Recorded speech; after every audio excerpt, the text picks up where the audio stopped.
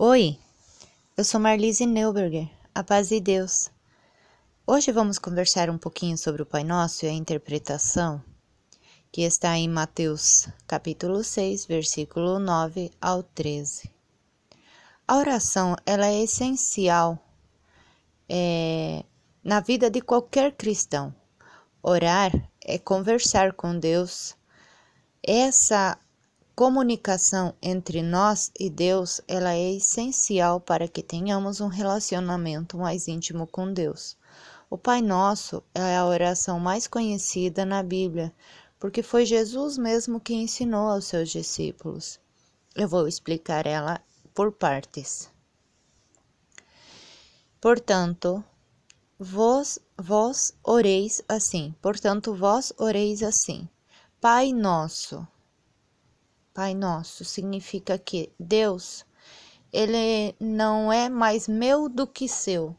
Muitos podem acreditar que Deus ama mais um do que o outro, mas Deus é o Pai de todos. E todos aqueles que buscam a Deus encontram. Então, Deus não é mais Deus daquele um que diz que é mais crente, daquele que é mais fraquinho. Deus é nosso Pai, Ele é o nosso Criador. Ele é o nosso Senhor. Então, Ele é nosso. Ninguém é melhor do que ninguém. Perante Deus somos todos iguais. Que estás no céu. Que estás no céu.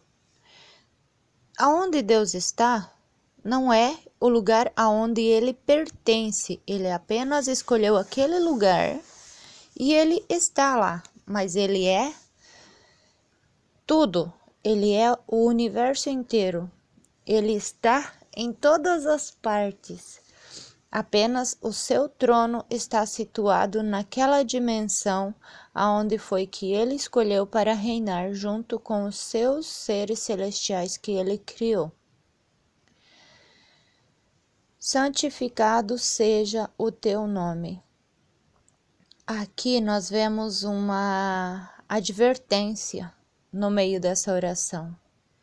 Quando nós falamos do nome de Deus, nós devemos santificar o nome de Deus. Muitos tratam a palavra Deus de forma muito fútil, como existe pessoas que eu cresci ouvindo falar porco Dio, quando alguma coisa dava errado, já dizia Deus porco, porco Deus. É um costume, mas isso não agrada a Deus, isso não é santificar a Deus. Então, esse costume nós devemos sempre afastar maus costumes de nós e sempre que falarmos de Deus, devemos santificar o seu nome. Porque quando nós passamos por uma coisa ruim, um momento difícil, geralmente eu não consigo fazer isso porque eu sei o peso da consequência, mas muitas pessoas costumam dizer, ai, Deus não ouviu, Deus permitiu, foi Deus me esqueceu, Deus me abandonou. Então não fala isso, não fala que Deus abandonou, porque Deus não abandona ninguém.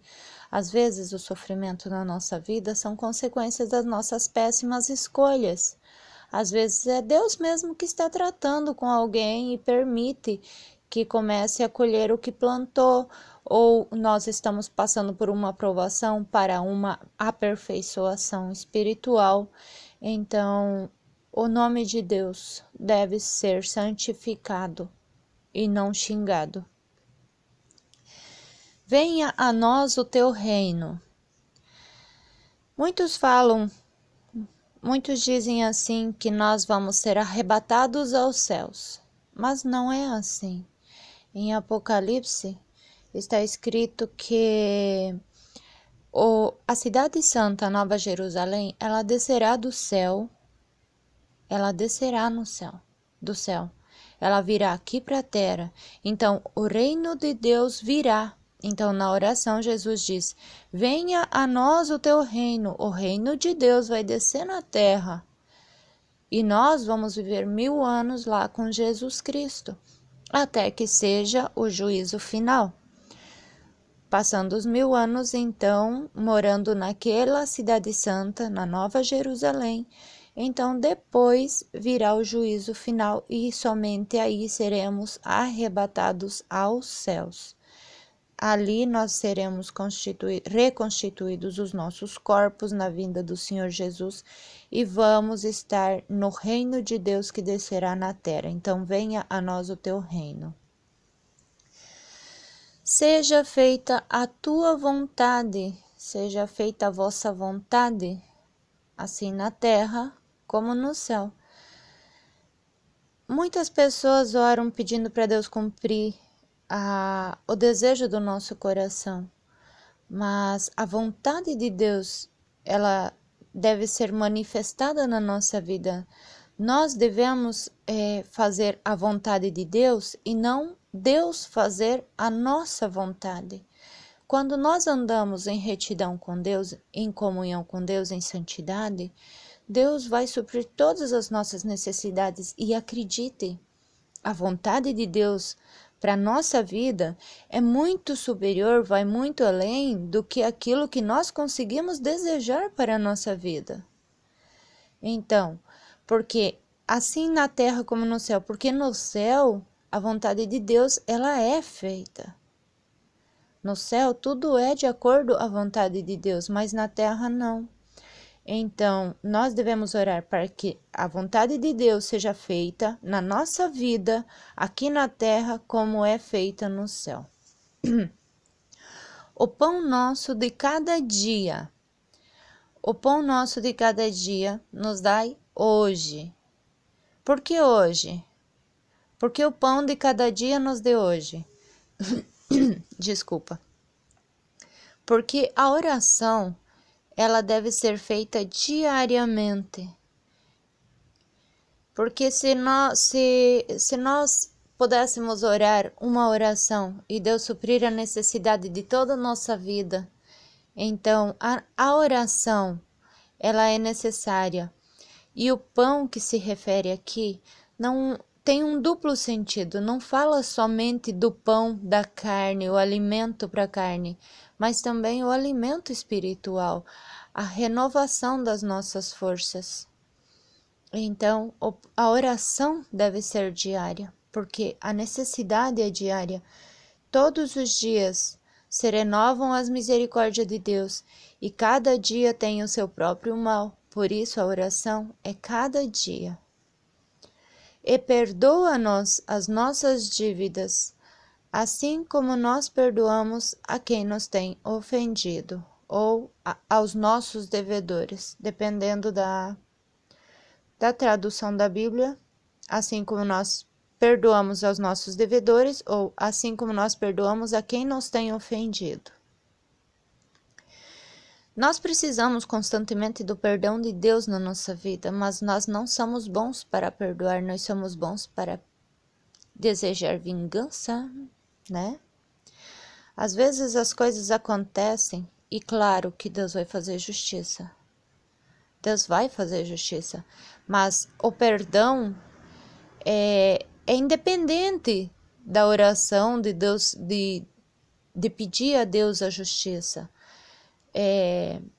Nós devemos perdoar as pessoas. A partir do momento que você começa a orar para que Deus entre no coração daquela pessoa que nos fez mal, já estamos perdoando essa pessoa porque desejamos Deus na vida dela.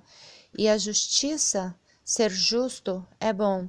Então, se alguém te ofende, pede para Deus colocar na balança, porque às vezes essas pessoas estão passando por um mau bocado, um mau momento, e acaba falando ou fazendo algo que não faria em um momento normal. Perde o juízo, né? Se deixa levar, ou às vezes influência espiritual negativa. Então deve orar por essas pessoas, para que Deus converta, para que Deus liberte, para que Deus transforme e perdoe. E não nos induza à tentação. E não nos induza à tentação. Lembra daquela parte quando Moisés foi tirar o povo do Egito e está escrito que Deus endureceu o coração de Faraó para não deixar o povo sair? Então, pode acreditar. Deus induz nós à tentação, Deus conduz nós à tentação, porque nós, às vezes, precisamos alguma transformação ou ver o poder de Deus na nossa vida. Então, como naquela época era necessário que o poder de Deus fosse manifestado, então Deus endureceu o coração de Faraó e para que pudesse Deus aparecer ali e mostrar que ele livraria o seu povo. Porque se Deus quisesse amolecer o coração de Faraó, era simplesmente deixar ele já tinha decidido que ia libertar o povo, depois voltava atrás.